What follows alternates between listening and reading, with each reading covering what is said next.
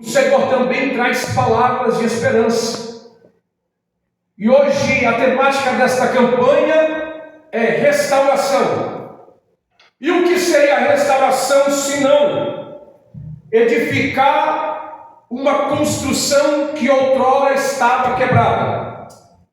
O que não seria a restauração se não arrumar alguma coisa que se quebrou, ou alguma coisa que está rachada, e essa pessoa refazer novamente? A restauração significa muitas coisas, e a restauração de Israel não é diferente. Repito aqui, o texto vai falar sobre Israel, mas nada nos impede de nos apropriarmos diante do Espírito Santo dessa palavra, porque o querido Espírito Santo tem uma palavra hoje de vida eterna para você. O Espírito Santo tem uma palavra hoje que novamente vai fazer você mudar de ânimo, e novamente vai restaurar as suas forças, que talvez estava perdida.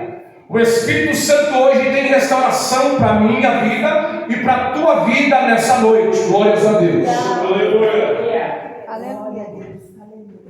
Santo, santo é teu nome. A palavra do Senhor vem a Jeremias dizendo: Jeremias, levanta e desce a casa do oleiro. Jeremias disse: então eu me levantei e eu desci a casa do oleiro. Nós já podemos entender aqui que o ato, a atitude de se levantar implica alguém que tomou uma atitude, alguém que talvez estava sentado ou deitado e que resolveu se levantar. Glórias a Deus. Glória a Deus, aleluia. A ordem do Senhor foi expressa: levanta e desce. Aleluia. Aleluia. Glória a Deus. Aleluia. Às vezes eu e você nós temos que nos levantar, irmãos, mas não é nos levantar porque nós estamos sentados, de fato, não é, mas é nos levantar diante de uma situação, diante de uma questão da vida, e o Senhor está falando: se levante, lute. Quem está em pé, luta. Quem está sentado ou está deitado, está indefeso. Aleluia. Mas quem está em pé, quem ouve a voz do Senhor, e a voz do Senhor vem dizendo: levanta-te, é para se levantar. E depois que eu me levanto, eu tomo a atitude de me levantar, eu vou descer. E por que descer? Grande. Glória a Deus. O profeta Jeremias disse: então desci a casa do oleiro. A primeira atitude de Jeremias foi se levantar. A segunda atitude de Jeremias foi descer. Alguém certa vez disse que se alguém quer crescer, tem que descer primeiro.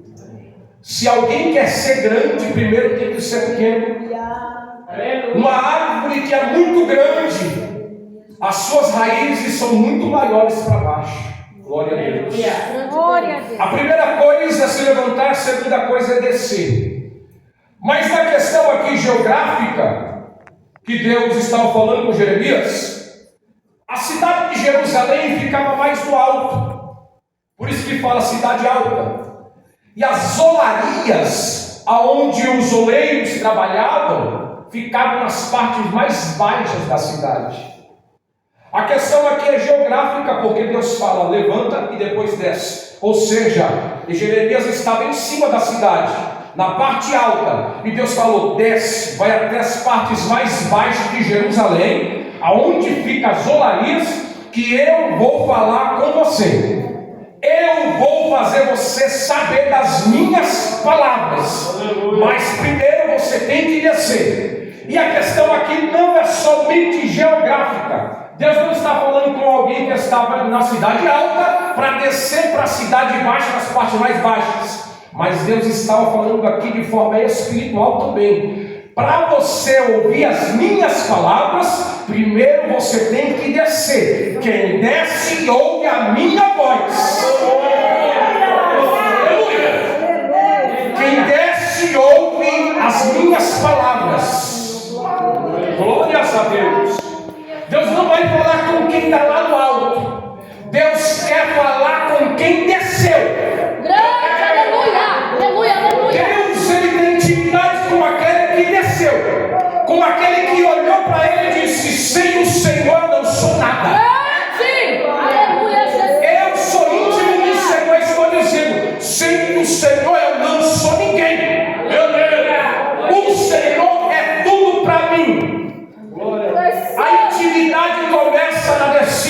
Aleluia. Quem desce ouve a voz. Quem fica nas partes mais altas fica muito soberbo, porque não visita a olaria de Jeová. Aleluia. Meu Deus. Quando alguém decide descer até a olaria nas partes mais baixas, o Senhor tem palavras de vida eterna e de restauração para ele. Aleluia. Aleluia. O Senhor tem palavras de esperança, irmã Mirinha, para aquele que resolveu descer. Aleluia. Aquele que tomou a atitude de descer, ouviu a voz do Senhor e desceu. Aleluia. Aleluia, Deus. Mas o que acontece quando Jeremias desce?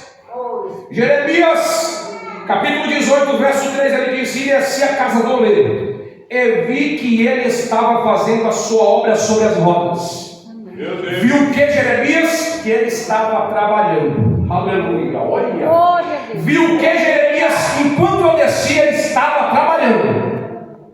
Ele não começou a trabalhar quando eu desci. Ele já estava trabalhando quando eu desci. Glória a Deus. Jeremias está dizendo para nós aqui nessa noite: mesmo que você ainda não desceu, o oleiro já está trabalhando sobre as rodas. Agora imagina se você descer. Imagina se você descer e ouvir as palavras que ele tem para falar para você. Imagina quando você descer e ele começar a dar palavras para você de vida eterna, de restauração para você e para a tua família. Imagina. Aleluia. Glórias a Deus. Então o oleiro ele não passou a trabalhar enquanto o profeta chegou. Não. O oleiro já estava trabalhando há muito tempo. Jeremias está dizendo aqui: o oleiro já estava trabalhando, viu? Ele não passou a trabalhar enquanto o profeta se aproximou da olaria. Ele já estava trabalhando sobre as rodas. Aleluia. E naquela época, como se dava esse trabalho, irmãos? O trabalho era simplesmente isso aqui: o oleiro estava sentado em um banco. E você entendeu aqui que a sua obra é sobre as rodas. Ele estava fazendo sua obra sobre as rodas, ou seja, é mais de uma roda.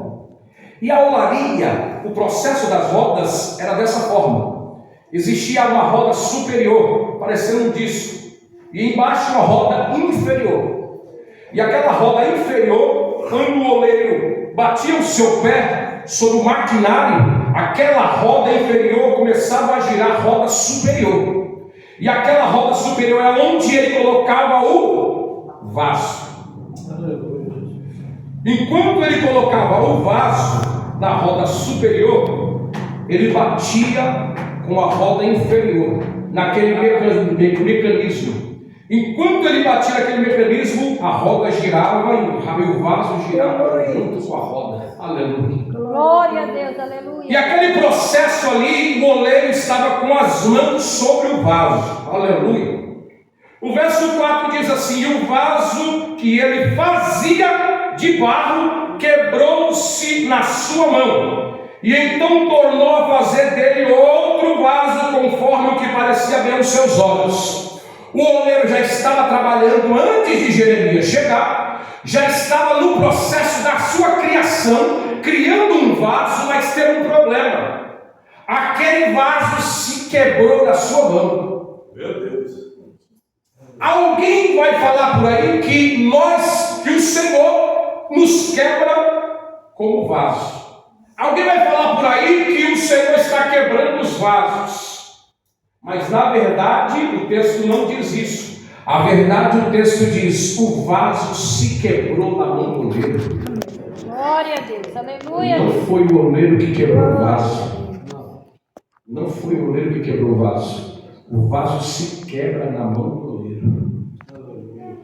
E quando o vaso se quebra na mão do oleiro, glória a Deus, aleluia. acontecem algumas coisas. E aqui, irmãos, Jeremias ele começa a observar aquele trabalho todo, aquele trabalhar sobre as rodas, e Jeremias ele começa a entender a situação de Israel e hoje a nossa situação.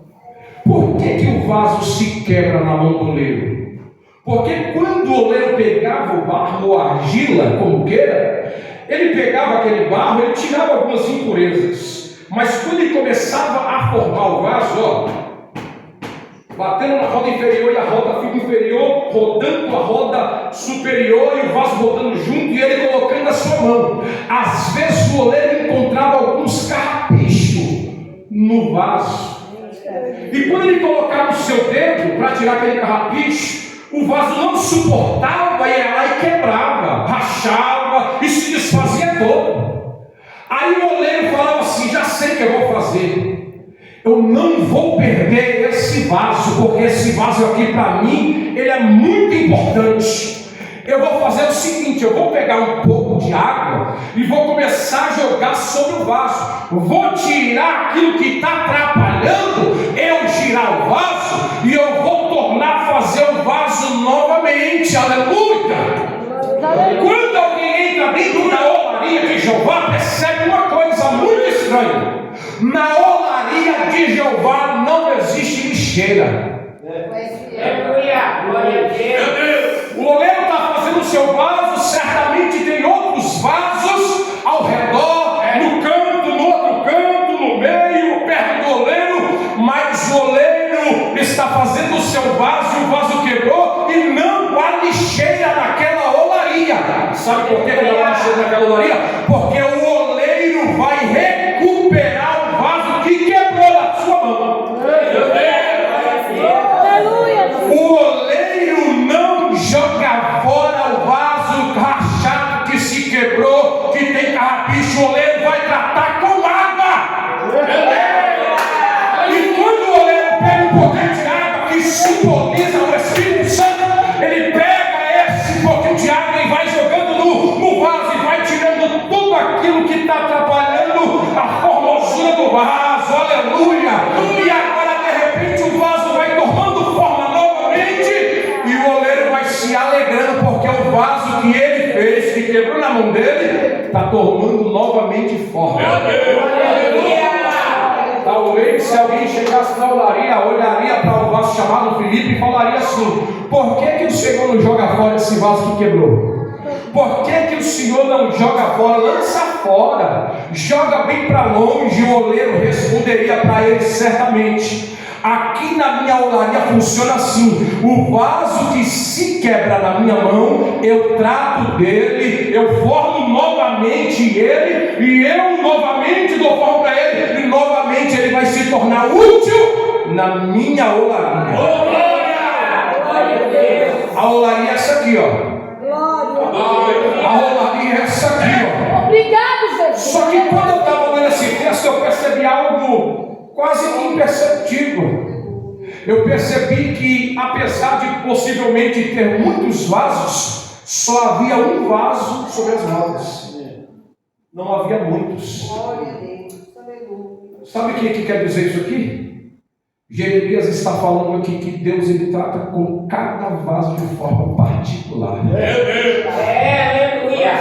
O vaso que o oleiro faz na sua olaria, ele tem utilidade. Glória a Deus. O vaso que ele faz na olaria tem utilidade. Não é qualquer vaso. É um vaso útil na obra do Senhor. Alguém vai dizer talvez assim: mas ele não tem utilidade, eu sou apenas membro dessa igreja. Eu vou falar algo aqui que eu aprendi com um certo irmão: membro da igreja é só esses bancos, os parafusos e as madeiras. Membro da igreja é isso aqui, porque você é igreja, porque você é vaso. Aleluia. Você é importante na olaria de Jeová. Aleluia. E sabe por que ele não te jogou fora?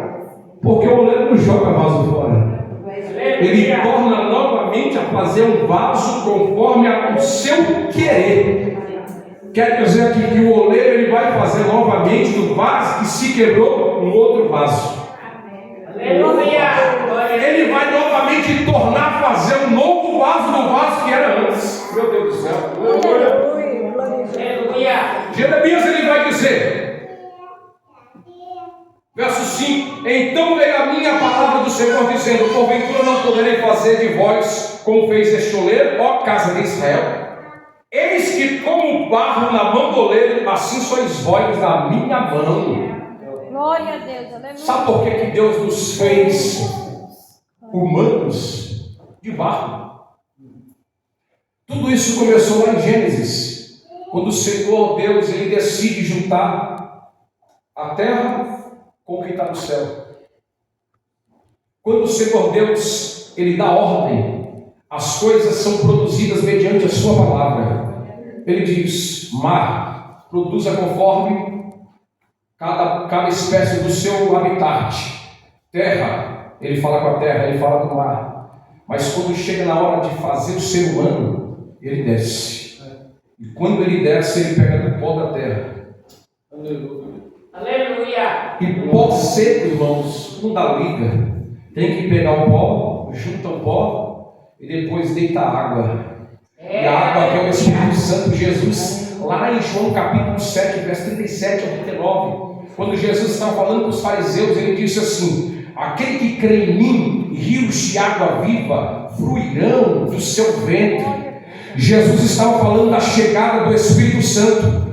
O Espírito Santo, em muitas partes da Bíblia, é tido como água, um dos elementos: água, fogo, vento, e um dos elementos é a água. E o Senhor Deus da criação, ele está fazendo, ele deita a água e começa a fazer aquele boneco de barro, do pó do barro. E depois, quando aquele boneco está pronto, ele diz: agora eu vou fazer esse boneco ter vida.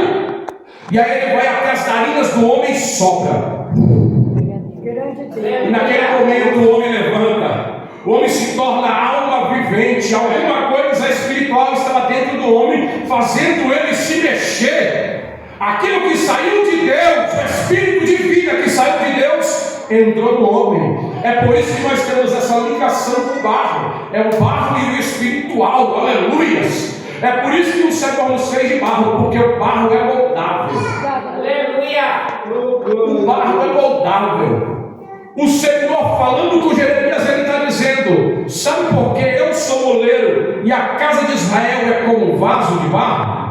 Porque eu vou moldar quantas vezes for necessário para tirar as imperfeições. Enquanto eu estiver moldando, enquanto você estiver na minha olaria, eu estarei moldando você até você ficar na forma que eu quero. Aleluia! E é por isso que nos fez de barro. E sendo de barro, irmãos, há um ciclo de restaurações para a nossa vida. Aleluia. Por nós sermos de barro, o Senhor sempre estará nos moldando. Por ser de barro, o Senhor sempre estará tirando imperfeições do barro, para que nós possamos aderir à perfeição do vaso. Meu Deus! E o vaso, ele tem algo dentro dele que é muito sublime. E esse vaso é vaso de barro, e ele tem algo dentro dele sublime chamado Espírito Santo. E o vaso é de barro para que o barro não olhe para si mesmo e diga: nossa, como eu brilho! Eu brilho como ouro, eu brilho como a prata, como o bronze. Não, você só é um vasinho de barro.